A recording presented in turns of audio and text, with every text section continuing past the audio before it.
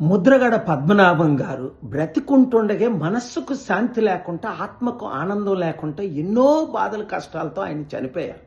చనిపోయిన తర్వాతైనా శాంతి లేకుండా చేస్తున్నారు. ఇప్పుడు ఎక్కడ లేని ప్రేమ కూతురెళ్ళి చివరిగా మా తండ్రిని చూద్దాం, శవాన్ని చూద్దామని వెళ్ళారు. మంచిది. కానీ ఆయన లెటర్లో ఏం రాశారట? నేను నెల రోజులు హాస్పిటల్లో ఉన్నప్పుడు నా కూతురికి నేను జ్ఞాపకం రాలేదా? నా భార్య క్యాన్సర్ ట్రీట్మెంట్ అయిన తర్వాత నేను ఇంటికి తీసుకొని వెళ్తే తల్లిని చూడు తల్లి అని 5 నిమిషాలు అడిగితే 5 నిమిషాలు కనీసం తలుపులు కూడా తెరవలేదు కదా. ఇదా కూతురు ప్రేమ అని ఒక వెర్షన్. ఇక్కడ మనం నేర్చుకోవాల్సింది ఏంటంటే రాజకీయ నాయకులు దీన్ని రాజకీయం చేస్తున్నారు.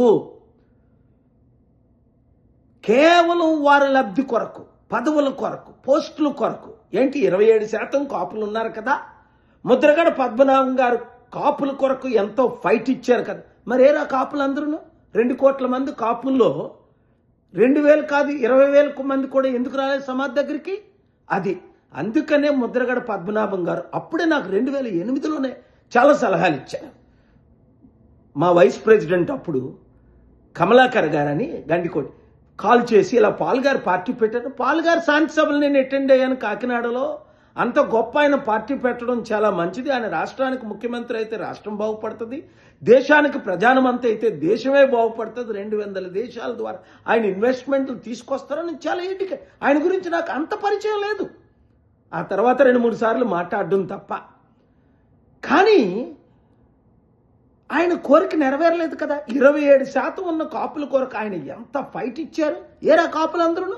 అప్పుడే అన్నారు నాతో, కాపులకి ఐకమత్యం లేదండి, ఇలా అమ్ముడుపోతారని. అదే జరిగింది.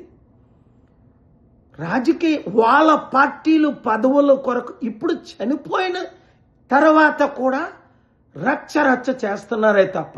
కాపులారా ఒకటి గమనించండి, ముద్రగడ పద్మనాభం కోరిక ఏంటి? 27% కాపులున్న వారు ఎందుకు ముఖ్యమంత్రి కాకూడదు?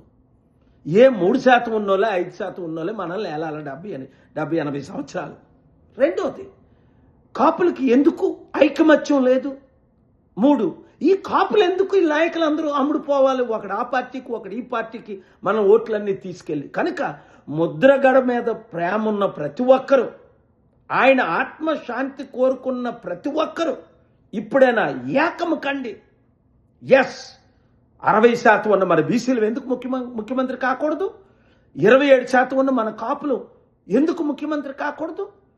కేవలం కుటుంబ కుల పాలనే నడపాలా? ఇంకెంతకాలం ఈ అవినీతి? ఇప్పుడు కూడా శవ రాజకీయాలు చేస్తున్నారే. ఆయనను ప్రేమించిన ప్రతి ఒక్కరూ కులాలకు మతాలకు అతీతంగా నేను ప్రజాశాంతి పార్టీ పెట్టాను. అది అందరి కొరకు, అందరి అభివృద్ధి కొరకు. వీళ్ళు రాజకీయం చేయనివ్వకండి, ఆపండి. మన అందరం ఒకటవుదాం. ప్రజలకు అండగా, నిరుద్యోగులకు ఉద్యోగాలు, రైతులకు న్యాయం. అది ముద్రగడ గారు ఫైట్ ఇచ్చింది. ఆయన కోరికను నెరవేర్చుదాం. ఈ వీడియో అందరికీ షేర్ చేయండి. రాజకీయ నాయకులకు గుడ్ బై చెప్పండి. God bless you.